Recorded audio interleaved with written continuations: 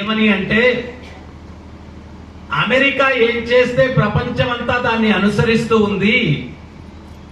మీరు ఆ అమెరికాకి వెళ్ళి వాళ్ళు మన సనాతన ధర్మాన్ని అనుసరించేటట్టుగా మీరు చెయ్యాలా అన్నారు. అప్పుడు ఆయన వయసు 21 సంవత్సరం. అప్పటి నుంచి ప్రయత్నం చేస్తే 68 సంవత్సరాల వయసులో ఆయనకి వీసా లభించింది అమెరికాకు వెళ్ళడానికి. అది కూడా ఒక బొగ్గు తీసుకొని వెళ్ళేటువంటి నౌకలో ప్రయాణం చేసి అమెరికాకు వెళ్ళారు. ఆ నౌకా ప్రయాణంలో ఆయనకి హార్ట్ అటాక్ కూడా వచ్చింది.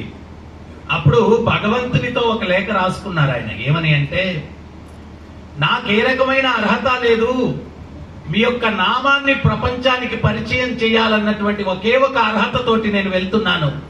మీ చేతిలో నేను ఆట బొమ్మను, నన్ను ఎట్లా ఆడించుకుంటారో ఆడించుకోండి అని చెప్పి డైరీలో రాసుకున్నారు. తీరా అక్కడికి వెళ్ళిన తర్వాత కారు గ్యారేజీల్లో పార్కుల్లో ఉంటూ ప్రచారం మొదలు పెట్టారు.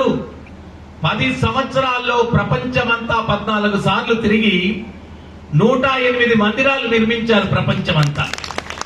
వెస్ట్ వర్జీనియాలో 3,000 ఎకరాల విస్తీర్ణంలో 10 ఎకరాల మందిరం బంగారుతో నిర్మించారు ఆయన శిష్యులు కృష్ణుని కోసం. ఆయన ప్రపంచానికి చెప్పింది ఒకటే, చాలా సరళమైన సందేశాన్ని ఇచ్చారు ఆయన. అయ్యా, ప్రతి ఒక్కరికి ఆనందం కావాలా, కానీ ఆ ఆనందం పొందాలంటే సూత్రం తెలియాలరా నాయనా బాబు.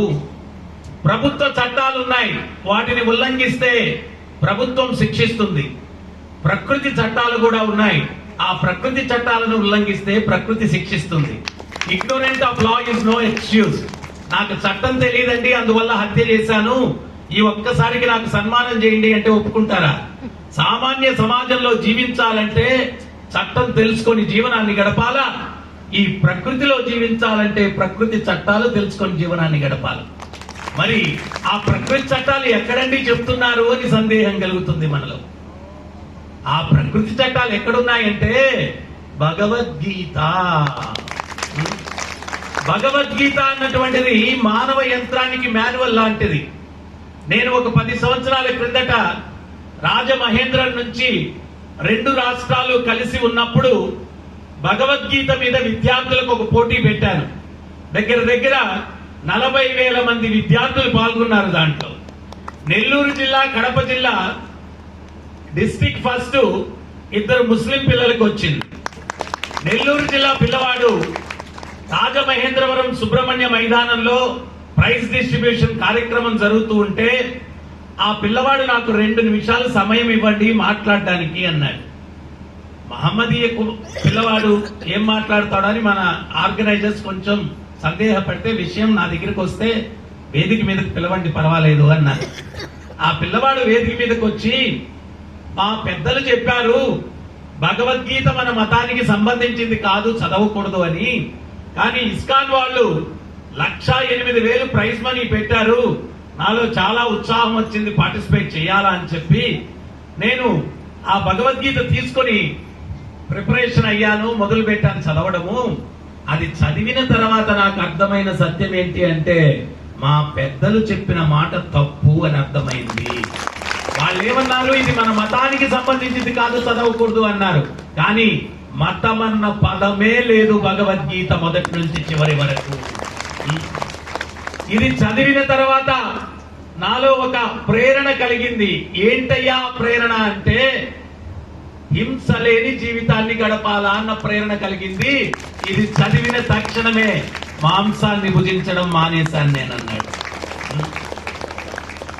ఇందాకటి నుంచి రాజుగారు కూడా 2-3 సార్లు మన ధర్మం కాపాడుకోవాలా అని చెప్తూ ఉన్నారు. మన ధర్మం ఎక్కడ నష్టపోయింది అంటే మీకు వివరిస్తాను నేను. దేవాలయానికి వెళ్తే కూర్చోవాలా అంటారు, ఎవరికి తెలియదు ఎందుకు కూర్చోవాలో. అట్లా వంగి లేచి వెళ్ళిపోతారు. అక్క కూర్చోవాలంటక్క అని చెప్పి అట్లా వంగి లేచి వెళ్ళిపోతుంటారు.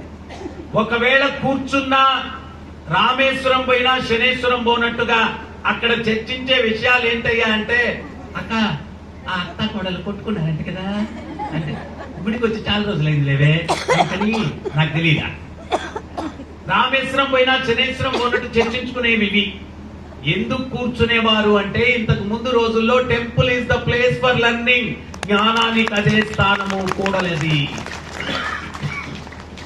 సో భగవంతుణ్ణి దర్శించిన తర్వాత ఎవరో ఒక సాధువు అక్కడ కూర్చొని ధర్మం గురించి మాట్లాడుతూ ఉంటే వినడానికి కూర్చునే వాళ్ళు, ఏదైతే వినేవాళ్ళో వాళ్ళ జీవితంలో వినియోగించుకొని వాళ్ళ జన్మను ధన్యం చేసుకునేటువంటి ఇంతకు